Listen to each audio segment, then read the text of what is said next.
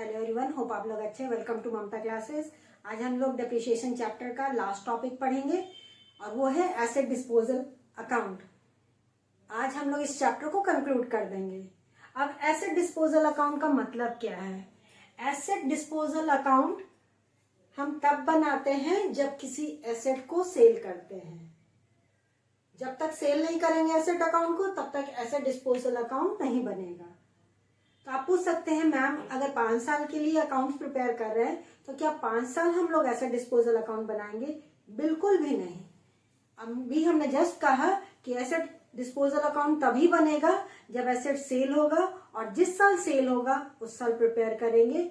उसके अलावा हमको एसेट डिस्पोजल अकाउंट बनाने की कोई जरूरत नहीं है। अब इस टॉपिक को समझने के लिए हम लोग एक एग्जाम्पल ले लेते हैं। तो चलिए हम लोग सपोज कीजिए एक मशीन परचेज करते हैं और मशीन खरीदे हैं 1 अप्रैल 2018 को। मशीनरी 1 और ये मेरा परचेज प्राइस है। लेट्स टेक 10,000, ये मेरा कॉस्ट प्राइस है। हम 3 साल के लिए अकाउंट्स प्रिपेयर करेंगे। तो हमारा अकाउंट एंड होगा पहला साल 31 मार्च 2019, फिर 31 मार्च 2020 और फाइनली 31 मार्च 2021। ये जो हम मशीन परचेज किए थे 1 अप्रैल 2018 को, सपोज कीजिए इसको हम सेल कर रहे हैं। सेल करके सपोज कीजिए हमको मिला 5,000 रुपया।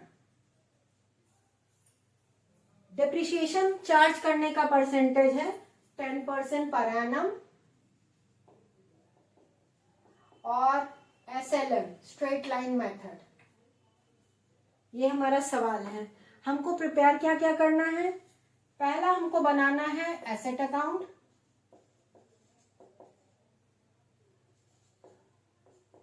दूसरा हमको बनाना पड़ेगा प्रोविजन फॉर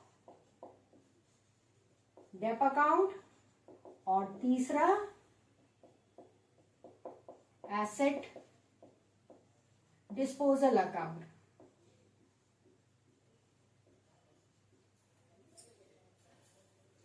तो एसेट अकाउंट और प्रोविजन फॉर डेप्रिसिएशन अकाउंट हमने पहले ही सॉल्व किया हुआ है। यहां भी है। डिस्पोजल अकाउंट बनाने से पहले इन दोनों अकाउंट को हमको प्रिपेयर करना पड़ेगा। तो फटाफट दोनों अकाउंट का फॉर्मेट आप अपने कॉपी में ड्रॉ कर लीजिए। हम भी ड्रॉ कर रहे हैं। एक तरफ मशीनरी अकाउंट,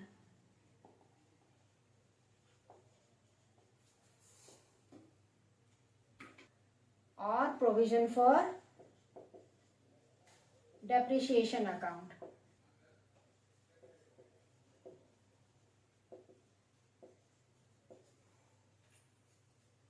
हमने दोनों अकाउंट का फॉर्मेट ड्रॉ कर दिया। हम एसेट कब खरीदे हैं? 1 अप्रैल 2018 10,000 में। तो मशीनरी अकाउंट में जाएगा 2018 अप्रैल 1 टू बैंक अकाउंट 10,000। पूरे पीरियड में मेरा कोई ट्रांजैक्शन नहीं है किसी भी साल में। तो जो एसेट है उस पर डेप्रिसिएशन हमको कैलकुलेट करना 10% के रेट से। 10,000 का 10% 1,000 होता है। डेप्रिसिएशन हम एसेट अकाउंट में तो नहीं लिखेंगे, किसमें लिखेंगे, किसमें रिकॉर्ड करेंगे? प्रोविजन फॉर डेप्रिसिएशन अकाउंट में। तो चलिए प्रोविजन फॉर डेप अकाउंट में हम डेप्रिसिएशन रिकॉर्ड कर देते हैं 2019 मार्च 31 बाय डेप अकाउंट। आप पूरा लिखिएगा बाय डेप्रिसिएशन अकाउंट, और जो डेप हम कैलकुलेट किए हैं वही मेरा क्लोजिंग बैलेंस हो जाएगा on the same date. To balance carried down 1,000। Single figure है इसलिए हम लोग यहीं पे डबल लाइन से क्लोज कर दे रहे हैं। 2019 था हमारा क्लोजिंग डेट, मार्च 31। जो क्लोजिंग बैलेंस वही मेरा नेक्स्ट डे के लिए ओपनिंग बैलेंस 2019 अप्रैल 1। Balance brought down 1,000। अब मशीनरी अकाउंट में क्या करेंगे, जो मेरा कॉस्ट प्राइस था वही मेरा closing balance 2019 March 31 to balance carry down 10,000। जो बैलेंस क्लोजिंग था वही opening balance 1 April 2019 to balance brought down. Next year फिर से डेप्ट चार्ज होगा और स्ट्रेट लाइन मेथड है तो हर साल 1,000 ही चार्ज होगा। अगर रिटन डाउन वैल्यू मेथड रहता तो 10,000 में से 1,000 लेस कर देते, नेक्स्ट ईयर में 9,000 का 10% डेप्ट चार्ज होता है। फिर अगले साल फिर 9,000 में से 900 घटा देते तो 8,100 पे डेप्ट चार्ज होता। लेकिन ये स्ट्रेट लाइन मेथड है तो इस पे हर साल डेप्रिसिएशन का अमाउंट तो सेम रहेगा।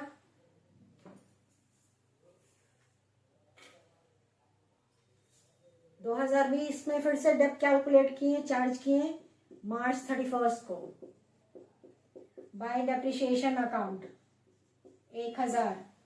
अब मेरे पास टोटल इस अकाउंट में कितना पैसा हो गया 2,000 रुपया और यही मेरा closing balance 2020 March 31 to balance carry down 2,000।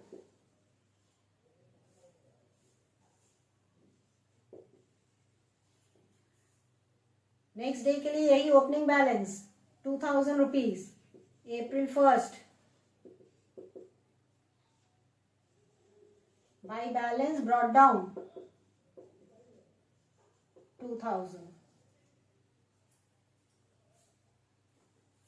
Asset account में हमारा 10,000 रुपये ओपनिंग बैलेंस, पूरे साल में कोई ट्रांजैक्शन नहीं हुआ है तो 2020 मार्च 31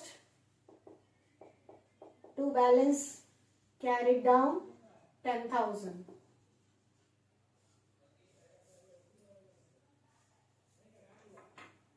ओपनिंग बैलेंस भी यही amount 2020 April 1 to balance brought down 10,000। Third year में पूरे साल कोई ट्रांजैक्शन नहीं है और साल के एंड में इस एसेट को सेल किया जा रहा है तो सेल करने से पहले डेप्थ तो कैलकुलेट कर लें क्योंकि पूरा साल हम एसेट यूज किए हैं। 2021 मार्च 31 बाय डेप्रिसिएशन अकाउंट विथ ₹1,000। अब टोटल मेरे पास कितना अमाउंट आ गया 3,000 रुपया जमा हो गया डेप्रिसिएशन वाले गुल्लक में। अब तो हमको एसेट को सेल करना है और हमने अभी तुरंत बताया आपको कि जब एसेट को सेल करेंगे, जिस साल सेल करेंगे उस साल हमको एक और अकाउंट बनाना पड़ेगा और वो है एसेट डिस्पोजल अकाउंट। तो फटाफट हम यहीं पे एक अकाउंट और प्रिपेयर कर दे रहे हैं, that is machinery disposal account.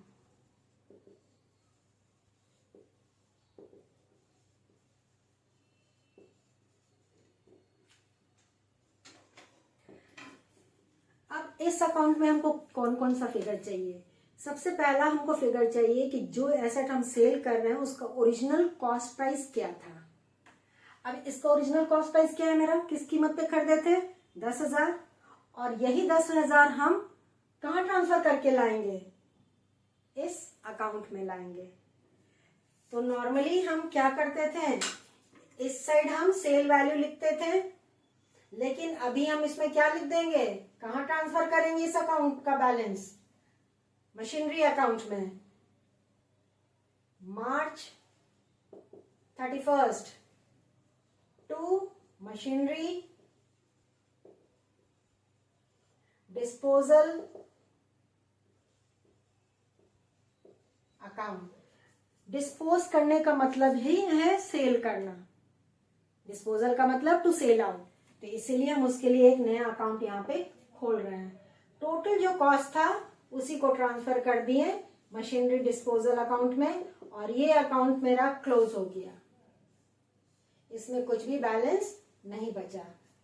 Machinery account में हम क्रेडिट साइड लिखे हैं, तो मशीनरी डिस्पोजल अकाउंट में हम इसको डेबिट साइड लिखेंगे 2021 मार्च 31।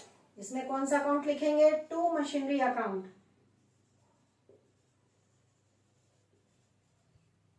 10,000। और इसमें क्या लाएंगे? जो एसेट का सेल वैल्यू है, हम इसको कितना में सेल किए हैं? 5,000 में। नॉर्मली हम मशीनरी अकाउंट में लिखते थे सेल वैल्यू, लेकिन अब डिस्पोजल अकाउंट प्रिपेयर किए हैं तो इसको डिस्पोजल अकाउंट में लिखेंगे on the credit side. Side change नहीं होने वाला। 2021 मार्च 31।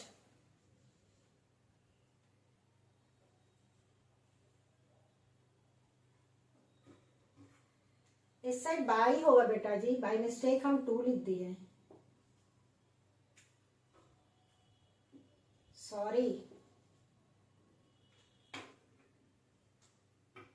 बाई बैंक अकाउंट,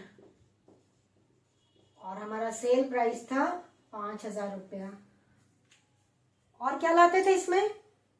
अभी तक का टोटल डेप्रिसिएशन जो इस एसेट पे कैलकुलेट हुआ है, यानी कि चार्ज हुआ है, अभी तक कितना चार्ज हुआ है? 3,000 रुपया। हम इसको किस साइड लिखते थे? Debit side. और किस अकाउंट में ट्रांसफर करते थे? एसेट अकाउंट में। लेकिन इस केस में वो सारा आइटम कहाँ ट्रांसफर करके लाएंगे? एसेट डिस्पोजल अकाउंट में। तभी तो पता चलेगा इस एसेट से हमको फायदा हुआ कि नुकसान हुआ है। तो हम इसको क्लोज कर रहे हैं 2021 मार्च 31। टू मशीनरी डिस्पोजल अकाउंट 3,000 रुपया। ये भी अकाउंट मेरा क्लोज हो गया।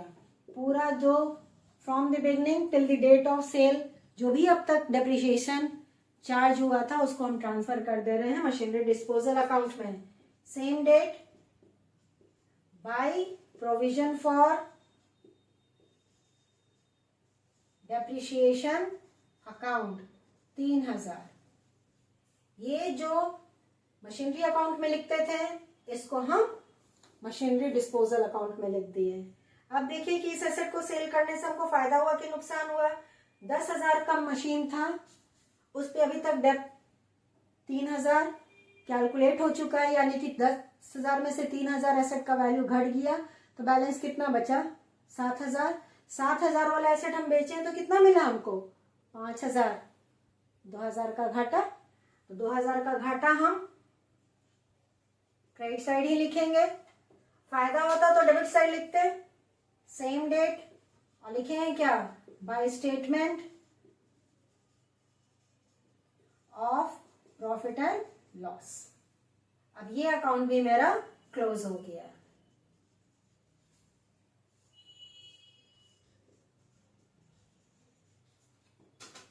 एक्सपेक्ट कर रहे हैं कि आपको एसेट डिस्पोजल अकाउंट भी समझ में आ गया होगा। डिस्पोजल का मतलब ही होता है बेटा जी सेल करना, और जब एसेट को सेल करते हैं तो उसके लिए एक अलग अकाउंट प्रिपेयर कर लेते हैं और उसी अकाउंट का नाम दिया गया है एसेट डिस्पोजल अकाउंट। अब ये मेरा चैप्टर कंप्लीट हो गया। इस टॉपिक से रिलेटेड आप रिटन डाउन वैल्यू मेथड से भी सॉल्व करने की कोशिश कीजिएगा। इसी न्यूमेरिकल को सॉल्व करके देखिएगा।